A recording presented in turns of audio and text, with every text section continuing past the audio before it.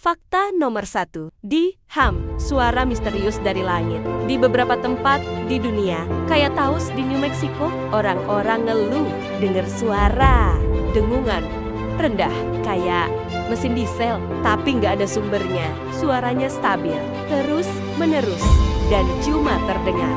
Sama sebagian orang yang aneh, alat perekam audio juga kadang nggak bisa nangkep suara ini.